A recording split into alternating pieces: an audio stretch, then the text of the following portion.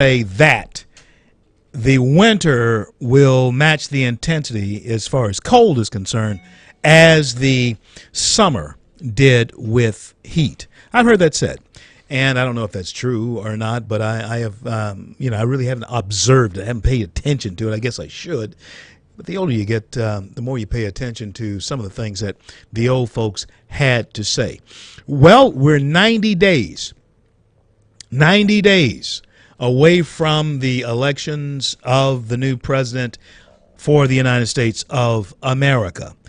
I'm going to say this, and I want you to pay attention to what could happen, because I was talking to some folks up in D.C. a little bit earlier today, and they're saying that with 7 more points, Libertarian Gary Johnson, former governor of New Mexico, I believe it was. Yeah, New Mexico, could actually get on the debate stage. Now, what's interesting about that is Gary Johnson was a Republican who won in New Mexico, a heavily Hispanic state. He won the Latino vote, and he's far from being Latino himself. He's very much into less government, very much into school choice, and all of those types of things. Of course, he's also very much into legalizing marijuana. Maybe a drawback for some social conservatives, but he talks as though he is a fiscal conservative's dream.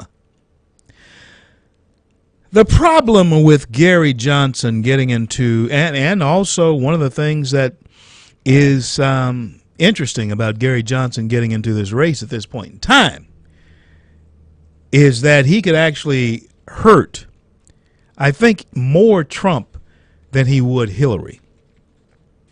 After all, it was Ross Perot who gave Bill Clinton the presidency. Matter of fact, Gary Johnson kind of looks like Ross Perot, a young version of Ross Perot. Doesn't quite sound like him, but he kind of looks like a young version of Ross Perot. That is interesting. Now, if Trump is right and the fix is in, he very well, Gary Johnson, may get that extra 7 points to get to 15 percentage points nationwide. That would win him a podium on the Republican stage of that debate. I think that's the 26th of September. And things could get very interesting because he's a former governor. He's a formidable opponent. He's well-spoken. He doesn't come off as a moonbeam like Ralph Nader did. Folks, this thing gets curiouser, more curiouser, and more curiouser, as it has been said. 90 days away from it. It appears that Clinton is leading in Florida, Ohio, and also in Pennsylvania. She wins any combination of 2 out of those 3. She's president of the United States. Now, this is what I think the Donald is going to have to consider, especially after he gets on stage today in Florida. And I think he was misinterpreted. He doesn't state things in a clear fashion the way I would really pray that he could. But he has to understand this. Mr. Trump, you're not just responsible for what you say. You're responsible for what people hear. And also, in the case of America being as unbalanced as it is right now, and there being so many unbalanced people running around in America today, you have to take into consideration how an unbalanced and unstable person may take what you say. You know, this is the problem. And all of you know that, yes, I'm on the Trump train now. I really am, and I want to stay there. I believe he is our best hope to get the type of Supreme Court nominees that we need in the Supreme Court in order to keep the republic sane and to keep the republic, period. I believe that he is the best candidate that we have to preserve, to fight the assault on our Second Amendment rights and on our, tell you the truth, on our First Amendment rights. I believe he is that candidate. I believe he is the best hope that we have to do that. But he must. And I'm pleading. I left a message for Katrina Pearson today. I'm pleading with him to take into account that he's just not responsible for what he says. He's responsible for what people hear him say, especially the Looney Tunes. I'm CL. Back in a minute. Dave Bray. You know what I'm talking about. Just let me know if you're gonna go.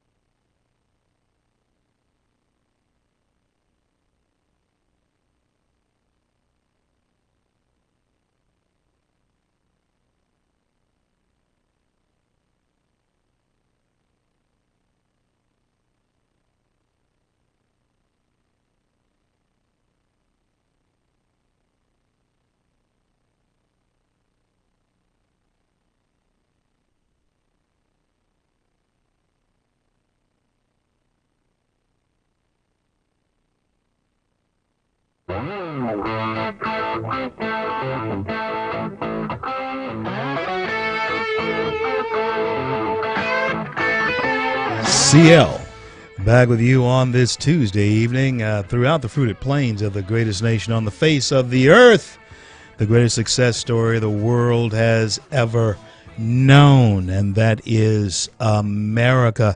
Joining us is one of our nation's favorite sons, and his name is Dave Bray. And he is in Lancaster, PA, Pennsylvania, where I understand he has just left the company of vice president nominee for our party, the Republican Party, Mike Pence. Dave Bray, welcome back to the show. It's good to be here, and it's you got to tell the listenership that it's Dave Bray USA on Facebook. Go to that page. Make sure you hit the like button. Okay, let's get this. Be sure to do it. Hey, let me tell him. Dave Bray USA on the Facebook. Be sure to hit that like button. Governor Mike Pence, I am fired up. Okay, I am reinvigorated into the Trump movement, and you know where I was starting to slope down after the RNC and kind of slowly starting to drift sort of back into my lull.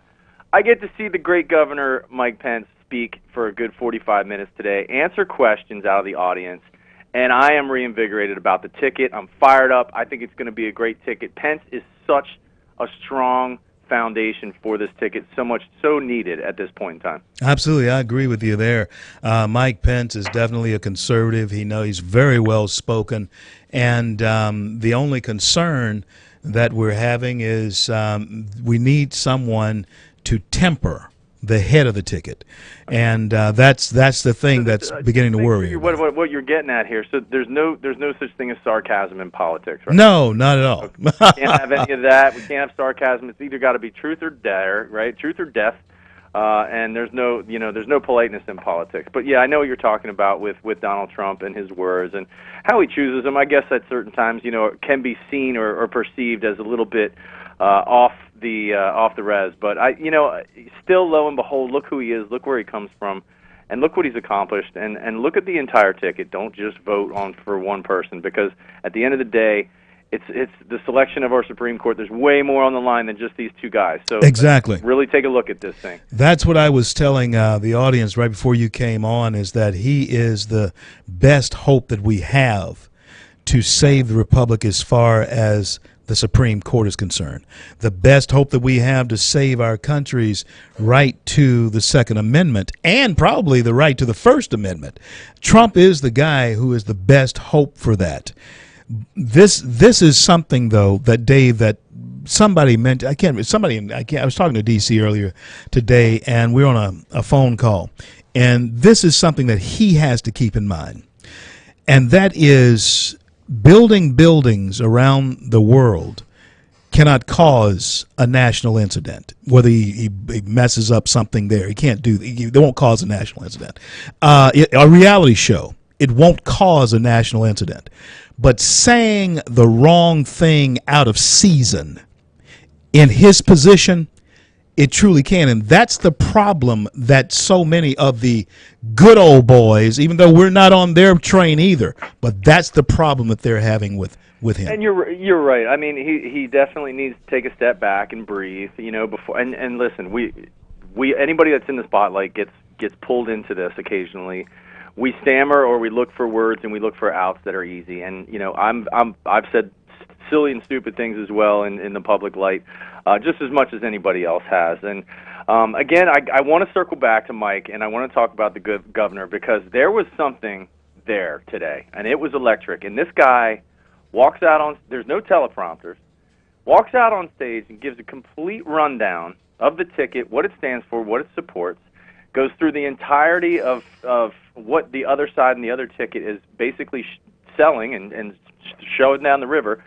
And then he goes into how we're going to fix it, and then he takes questions. And there was something very Reagan-esque, I would say, about the entire event. It was he just captivates an audience, and then when he starts taking questions, he's not just firing something back. Wow. There were lulls of silence where he actually just sat, and you could tell he just thought. Wow. And to take that kind of approach is something that definitely Donald Trump could learn. I hope he is watching and learning from Pence, because Pence was that guy. Met him 6 years ago when he was Congressman Pence up in Indiana. In fact, we did on the courthouse steps, on the Capitol steps. We did an event up there back when the grassroots movement was really strong, and he was that guy then. And evidently, he's still that guy now that you saw today as Vice President of the United States. Isn't that amazing how you can become a congressman 6 years earlier, now Vice President of the United States, only in America? And Dave, you're giving some really glowing remarks about Pence, and I think Trump did the very best thing to I don't put him on the ticket. Ask for a better nominee for that position. Absolutely. The only regret I have some days is that we don't have a little bit more of that sort of, I guess, political prowess and knowledge sitting at the head of the ticket. But then again, that's not what we want. We don't want somebody who's been there, done that. We don't want somebody who's sat on the Hill for years and years and years. And we're not looking for that as a nation, as a people. None of us. We've seen it. We know what happens because everybody's in everybody else's pockets. Yeah. And inevitably we have somebody that's on the outside, and we're going to have to take it with some lumps and bruises, unfortunately. But we need to support. We need to back them. The rest of the party and the people that aren't getting behind Donald Trump at this stage of the game are only hurting the possibility of a positive and brighter future, and especially they're basically just putting the votes into Hillary's hands. And absolutely, there's no question about that. There's no question about that. But this is it, and I have to play this part because these are the concerns of the people who are running for office in Louisiana, Texas, wherever. I'm talking about people who are running on the Republican ticket. Even though the head of our ticket is an outsider, the people who are running for office are not necessarily outsiders. And they are concerned about what he says. They really are, because it does affect them in these races.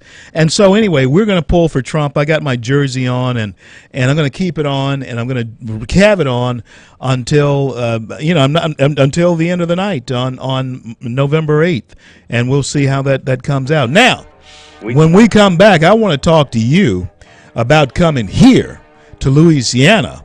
Heading to Louisiana, coming to your state. We're going to be looking for you. Hold on, Dave Bray. We're going to be back with Dave Bray USA when we return. Don't you go anywhere.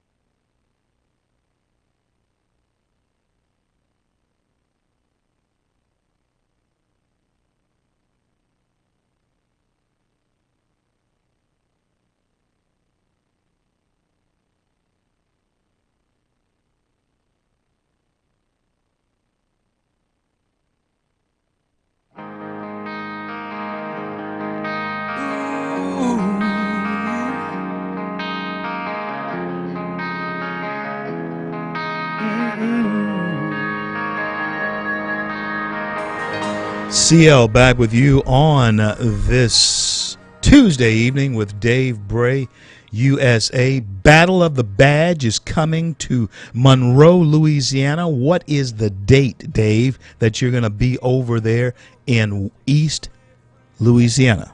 It's coming up on Saturday. We're going to be at is it Fant Ewing Coliseum? Is that what it is? 6 p.m. Yeah.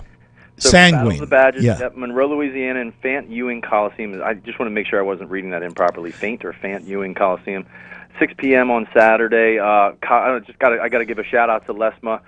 They're a law enforcement watchdog group, and also CopSync, which, if you're not familiar with CopSync, is a really unique thing that alerts first responders and police and gives them, if there's an active shooter in a building or in a situation, it gives them the blueprints, the diagrams, the civilian head count, all without having to go through dispatch and everybody to get all that stuff. It instantly goes out to them. So CopSync and LESMA. So ask your listenership to show some support to those guys as well. They're helping take care of getting me down there. So I'm really looking forward to Battle of the Badges though on Saturday. It's going to be awesome. So CopSync, let's talk about CopSync for just a second. Yeah. CopSync for just a second. That comes over there. So how does that get to the police officer if it doesn't come through dispatch? CopSync is really unique. It's one of those things that on and off duty police officers don't have to wait through the normal channels to get the information they need in an active shooter situation, where escape exits might be, or windows might be, or where civilians might be in the building on a normal basis. All that information comes right to them. It's active shooter, this building. Here's the blueprints. This is the diagram of the entry floor. This is the diagram of the second floor, third floor, etc. And it just basically it shortens their time needed, and for them to be able to make a move, because as we've seen over the past in the recent most active shooter situations, that cops get there and then they're waiting on information. They're waiting on downloads of blueprints. They're waiting on things that they should already have. Wow. And CopSync is one of those things. Just bam, it goes to them. They're active. They can make and do things on a much quicker basis and decrease their response time considerably. So CopSync and LESMA is the other organization, a law enforcement media watchdog authority. And so you're in Monroe, Louisiana, this Saturday night at 6 p.m. at the Sanguine Auditorium. It's saying Fant Ewing Coliseum. St. Ewing. Yeah. Fant Ewing is what it says. But it's Battle of the Badges. People want to find out more, just go to Battle of the Badges and look it up on Google. It's basically firemen versus police officers in the ring, boxing it out. It's going to be pretty cool. So it's going to be a boxing match. Yeah, it's going to be pretty off the chain, because they're as much as we say we love each other between the fire and police community, they all still want to beat each other at the game. So. Well, they need to they need some tension, let some tension off. Now, talking about cops, I don't know if you've heard this since you're on the road. I don't know if you've heard this, but the father of the Orlando terrorist, his name is Sadiq Mateen. He appeared in a crowd behind Hillary Clinton today. And when she was in Kissimmee, Florida, and I'm thinking that they could have used some CopSync in the Hillary campaign. How the heck do you let the Florida terrorist father get behind a presidential candidate? Shouldn't that hurt her? Shouldn't somebody be blowing up about this? Yeah, even the Secret Service is turning a blind eye. You see what I'm saying here? Oh, absolutely, man. and so that's what's going on. I tell you what, Dave, if lying Hillary, and that's what crooked Hillary is what Trump calls her. It's Hillary Rotten Clinton. Hillary Rotten Clinton. Yeah. I like it. Well, man, I tell you something. These are very strange times. Now, Michelle had mentioned to you before you got on that there is someone coming up in the woods. He's creeping into the woods, and that's Gary Johnson. If you haven't read anything about this guy or heard anything about this guy, I'm telling you, the young people are beginning to view him as the next Pied Piper, not necessarily Bernie Sanders type, but they're beginning to view him as the Pied Piper alternative. He will hurt Trump if, in fact, there's nothing we can do as far as concerned, but he will hurt Trump. There's nothing weed can do. And that's him. Don't say there's nothing weed can do. So, yeah. I mean, let's face it. That's what Gary Johnson's platform is. That's what he's running on a laissez-faire governmental narrative, which, every politician in the world wants to be that Pied Piper. They want to be that saving grace. But we got to look at what's really happening in this country. And unfortunately, a guy like Gary Johnson, if he couldn't cut it in the primaries, why do you think he's not here now? It's time to quit trying to divide and start to support what we need to do in this country, and that is not to reelect the impeached Clinton Foundation and get them back into the White House. Anybody with a clear state of consciousness and cares about the next generation of this country cannot look at the Hillary Clinton ticket at this point in time and think that it's the best thing for it. If you are in that situation, in that circle, I highly recommend that you do some research and just look what she has done, she stands for, and what the future holds for the middle class of America. She has been evil all the way around. She has had an evil 25 years. Have you gotten a chance to go out and see Dinesh's movie? It's moving. It really is stirring, and it's true.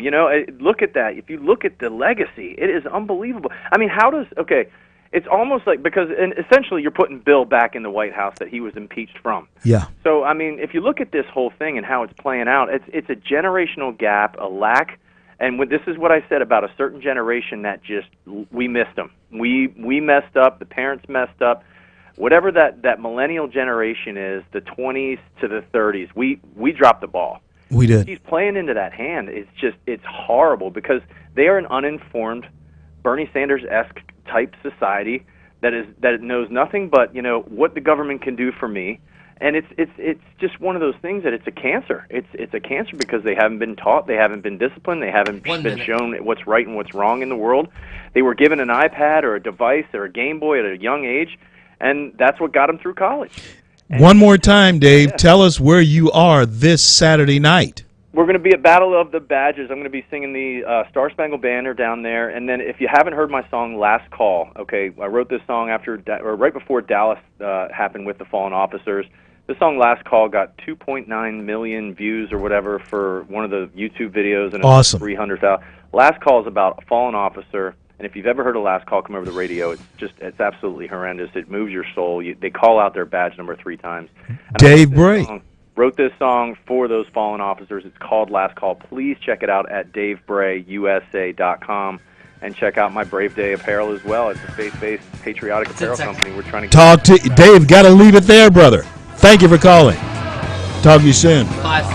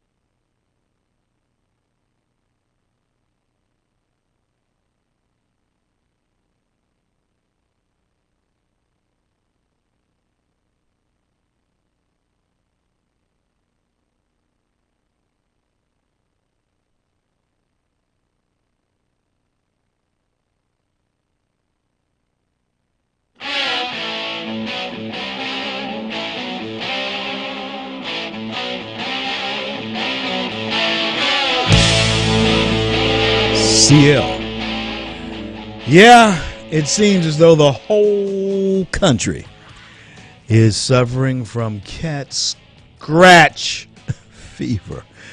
Uncle Teddy. That's a song that is, I guess, it is timeless.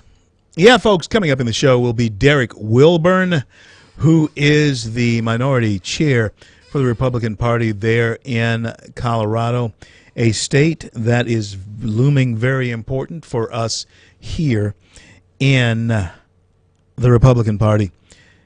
It's important that Trump does well in Colorado. It's important that Trump does well, period, for reasons that we were talking about a little bit earlier, the Supreme Court, First and Second Amendments of our Constitution to be defended. I can tell you that Hillary will do her very best to and that's all he was saying today. I wish he'd said it better, but that's all he was saying today was that, hey, the Second Amendment people need to rally around Trump to stop her from, taking away our Second Amendment rights. That's what he was saying. I get it. I understand that.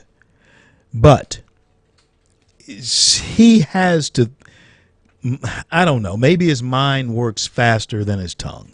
That happened. That was George Bush, I've actually sat down in a room, like I'm sitting right here with Michelle. I've actually sat down in a room with George W. Bush, and the press always tried to paint him as dumb. He was not dumb, but I did realize this about him. He had an incredibly sharp and crisp mind, and a lot of times when he spoke, his mind overran the way his tongue functioned.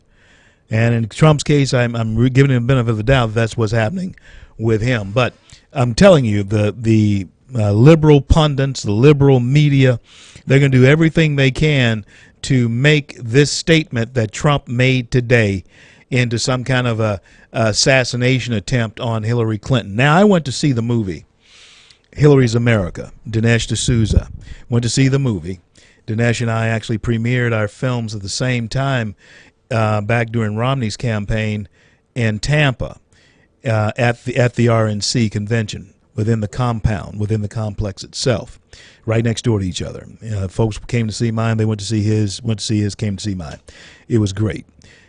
But now Dinesh's movie, Hillary's America, says something that I really think you should be aware of. He says that Hillary did not necessarily get mad at Bill for the Monica Lewinsky thing. She got mad at Bill for getting caught because she had been an enabler to him for all the years that they had been together.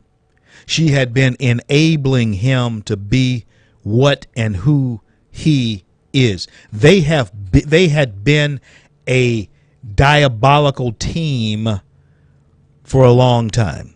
Bill and Hillary Clinton. You get two for the price of one. And with all of the speeches and everything that they've been giving to foreign governors and governments and enemies of America, you're seeing that very clearly, that they are a 1-2 punch. And they needed each other. Bill needed a muse, I guess. I don't know. Or she needed one. Because to this moment, even though everybody knows that Bill's the better politician, I think she's a better brain. She's actually more devious, more calculating than Bill. And even when Bill ran for the presidency and won it, with the help from Ross Perot, and that's what I'm afraid Gary Johnson may actually be slipping in here in this race. Bill became president of the United States. And I believe from the time, the 8 years that she spent in the White House, her fondest dream was becoming president herself. Obviously. Shot came back in 2008. But how could Hillary have actually foreseen the fact that Barack Hussein Obama would actually trump and that's a play on words, I guess. I don't know. The first woman candidate for president and beat her, who actually happened to be a Clinton. But folks, we live in a more curious and more interesting moment right now because you have former Bush supporters. I'm talking about both President Bushes, dating all the way back really to Nixon, who are saying that they are jumping ship from Trump. You have the former director of national intelligence, you have Chernoff, Michael Chernoff, former Homeland Security Director, Secretary Michael Chernoff, jumping ship. And today you had Susan Collins, Senator Susan Collins of Maine, jumping ship. I don't understand what's going on here. The party seems to be disassembling itself. You have to ask yourself, why are they doing this? Is Trump right? Is there some kind of fix-in? You have Republicans targeting the Republican nominee. And they're actually coming. You had 50 of them. And they weren't just little names. They were names that you would know. Chernoff, you would know. You have this very influential Susan Collins of Maine, although Maine's not one of those, bellwether states, but she's an influential woman Republican. What is going on here? Can somebody tell me how is it that the Republican Party is turning against its own nominee? It just can't be the verbal gaffes that he makes. It just can't be that. Because the mood and the people that he has brought into the party is well worth whatever gaffes he has made. The saving of the Supreme Court, which we really believe that he can do if he becomes president, because we'll have the collar on him. The saving of the First and Second Amendments of the United States from Hillary Clinton and the progressive liberals is well worth whatever it is, the gaffes that Trumps are making. And again, he's not a politician. And here I am again doing all I can to defend him. I am doing my very best to defend him. And I wish that I didn't have to. He'll get better. I'm CL. This is the CL Bryant Show. Don't you go anywhere. Going to be back with the Republican minority chair of Colorado. We're going to talk about this a little bit further because we got to sort through this. 90 days before the presidential election, just a little over 30 days before the first presidential debates. I'm CL.